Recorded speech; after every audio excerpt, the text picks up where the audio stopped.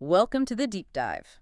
You're here because you want the shortcut to being well-informed, and today we are embarking on one of the most intellectually rewarding journeys we can take, tracing the evolution of economic thought.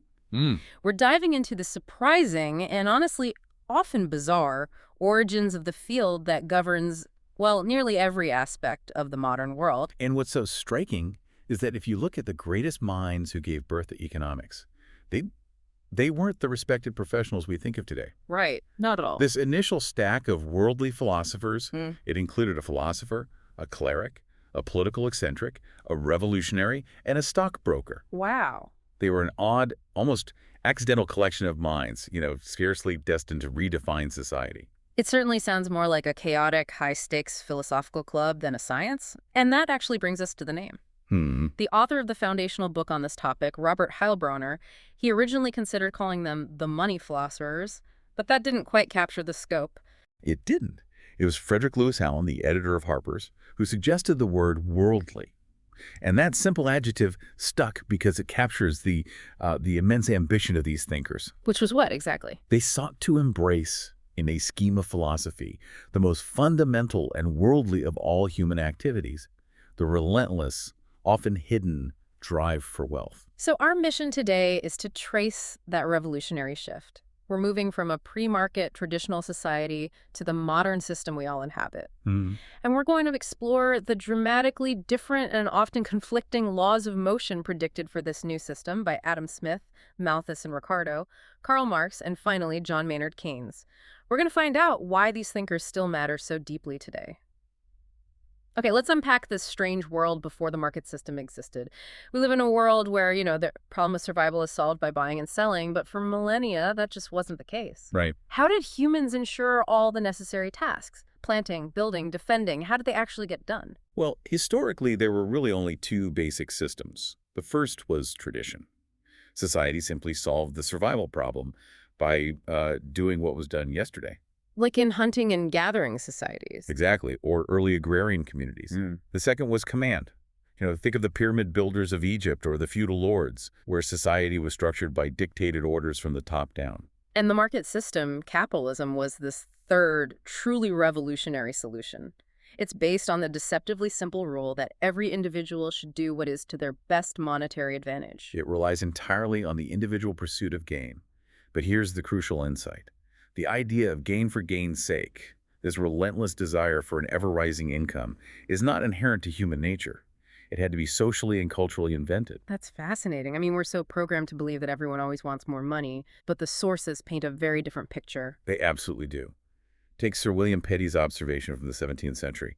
He complained that when wages were actually good, labor was scarce to be had at all. What? Because workers, and I'm quoting here, labor only to eat, or rather to drink. They satisfied their basic needs and then they stopped working.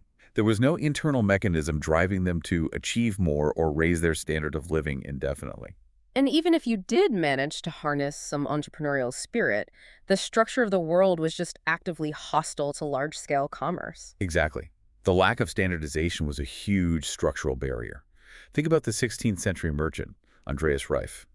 When he traveled between Basel and Cologne, a distance you can drive in a few hours today, Mm-hmm. he had to stop and pay roughly 31 customs tolls. And what's more staggering, in that small region alone, there were 112 different measures of length and 80 different pound weights. 31 tolls and 80 different definitions of a pound. That's not friction, that's paralysis. It is. It shows how deeply incompatible that localized chaos was with the very idea of a modern functioning national market, and that lack of abstraction applied to the core components of the economy itself. Before capitalism, land was prestige and inherited status. A nobleman wouldn't sell his ancestral estate simply for profit. You just didn't do that. And labor was duty serfs were tied to the land, apprenticeships were strictly controlled by guilds. You didn't sell your services on an open market to the highest bidder. So this required a total cultural overhaul, and you see resistance everywhere. Oh, everywhere. The sources noted that in 1666 France, if a weaver wanted to innovate his product, he needed permission from town judges and a council of 4 of the oldest merchants and 4 of the oldest weavers of the guild. Change was viewed with suspicion. It had to be vetted by the very people who had the most to lose from innovation. So had Adam Smith lived before, say, the 1400s, he wouldn't have written The Wealth of Nations. No, there would have been no reason to. The world was held together by tradition and command. The market system, this idea that individual greed could lead to social good, it had to be invented first. Which brings us to Adam Smith. He walks onto the stage in the 18th century and is the first to systematically describe how this revolutionary third solution works. Mhm. His great insight, of course, was recognizing that the system regulates itself, guided by that simple pursuit of best monetary advantage. Smith was essentially describing a gigantic, self-regulating clockwork mechanism. And the key elements, the main gears, are self-interest and competition. Let's use that classic illustration. Say we have 100 manufacturers of gloves. Self-interest makes every glove maker want to raise their prices to maximize profit. Sure, of course. But competition prevents them from succeeding. If one manufacturer charges too much, a competitor immediately undercuts them and takes their customers. Yeah. That keeps prices rational. And the mechanism works for output and production as well. If consumers suddenly want more gloves and fewer shoes, what happens? Well, glove profits will rise and shoe profits will slump. Exactly. This profit signal causes capital and workers, driven by their own self-interest, to shift from the unprofitable shoe sector to the booming glove sector. So you don't need a central planning committee telling factories to switch from shoes to gloves. Nope. The pursuit of profit and the fear of loss handles the correction automatically. It's an elegant, rational scheme where economic particles, people, are magnetized toward gain and repelled by loss. But Smith noted a profound paradox in this economic freedom.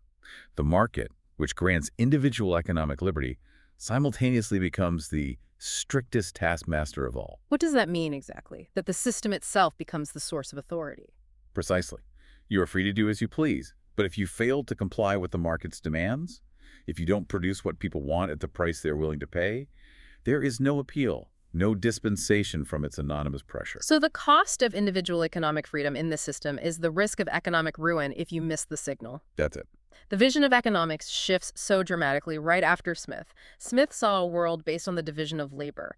But the next generation of thinkers, they saw the spinning jenny and the steam engine. Right. That industrial revolution ended the view of finite expansion possibilities, but brought on new, terrifying problems. And this new context gives us Thomas Malthus, who was, well, he was far from optimistic. His famous 1798 essay was a direct response to the optimism of the Enlightenment. What is his core argument? Malthus argued that population grows geometrically. 1, 2, 4, 8, 16, while subsistence, or the food supply grows only arithmetically. 1, 2, 3, 4, 5. The mathematics were brutally simple.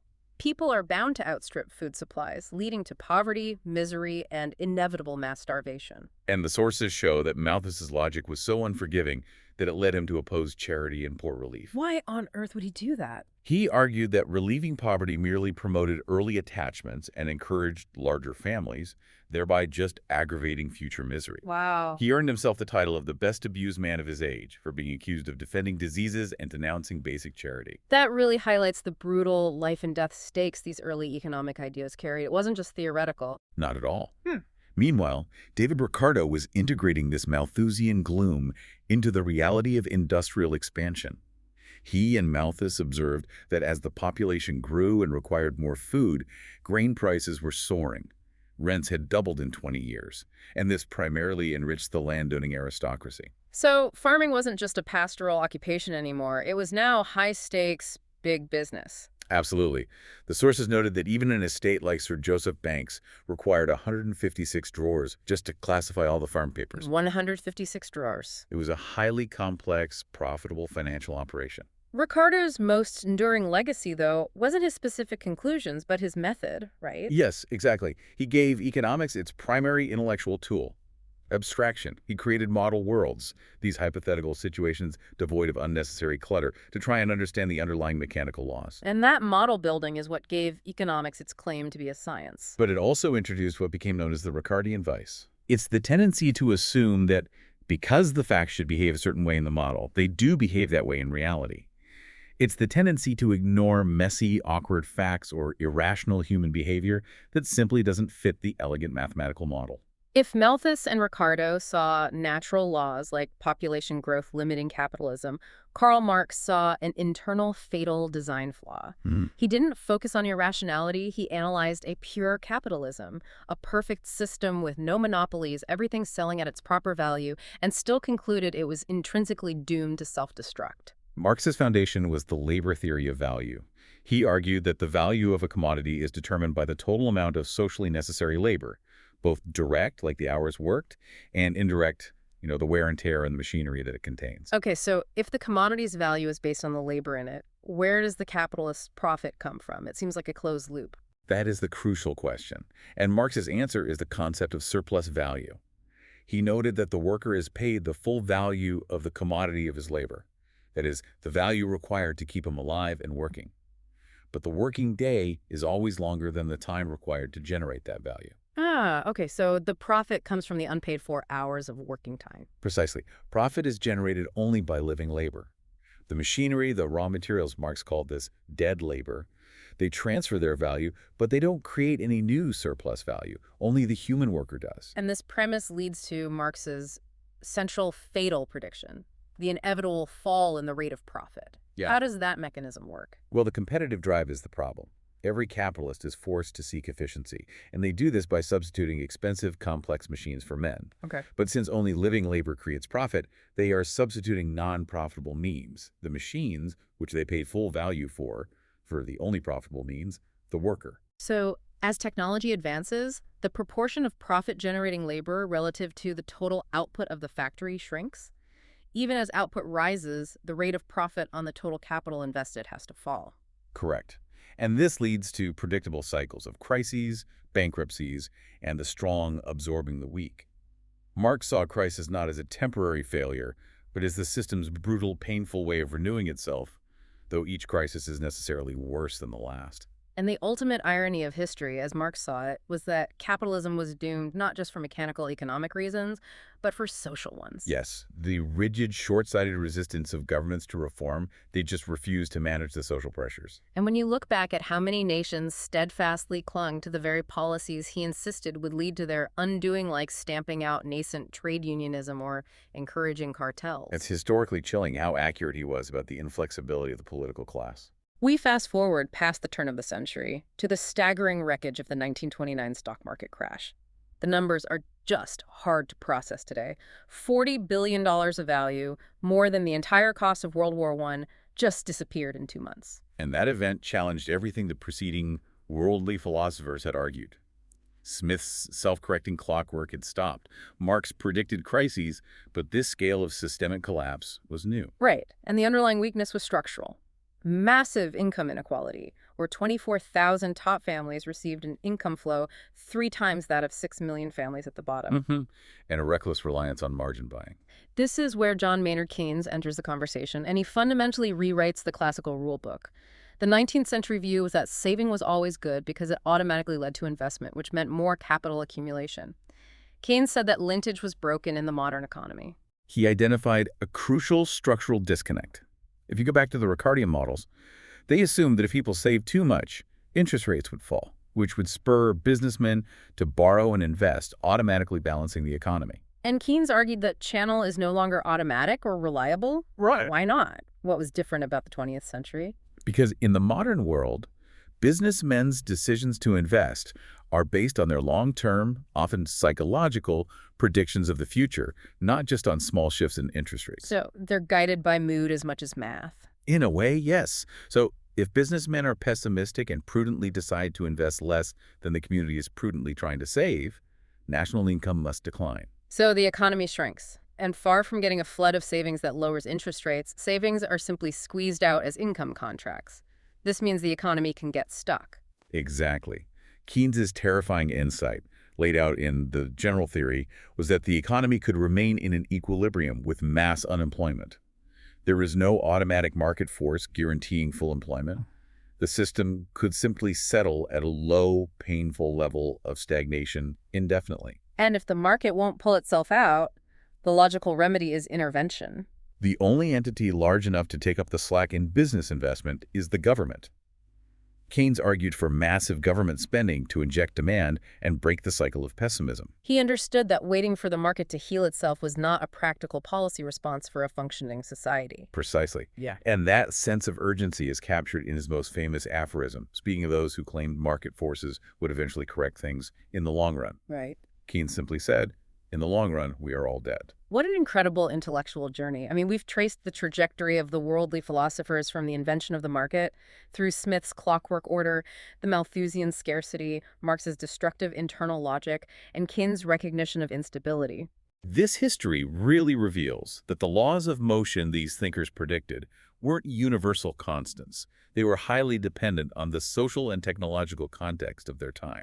And that brings us to the challenge of capitalism today, which exists across a wide spectrum. A very wide spectrum. We see that divergence clearly when you compare different models. We have the socially, if not always economically, successful capitalisms of Scandinavia and Europe, and then we have the economically successful but socially disastrous capitalism of the United States. And there's data to back that up. Oh, yes. Look at the data points that define that difference.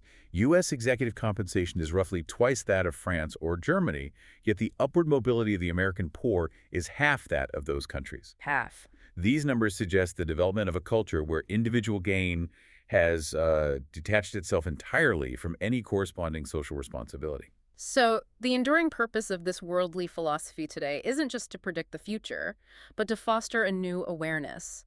How do we broaden the motivations that drive the market system and increase its social responsibility? And economic analysis alone cannot provide the answers. It needs a vision for how society should operate. This brings us back to the core philosophical difference between economics and the hard sciences. Right. The philosopher Alfred Marshall noted that economics cannot be compared to the exact physical sciences because it deals with the subtle, volatile forces of human nature. Exactly. If economics were a true science, like physics, humans would have to be mere robots, incapable of volition, that unpredictable, astonishing capacity to change our minds up to the very last moment. That's a powerful point. The laws of physics describe particles that don't choose. The profound challenge for the worldly philosophy is that its laws describe people who do choose. So the question this deep dive leaves us with is this. Does the very search for fixed predictive economic laws inherently diminish our understanding or even our recognition of human choice?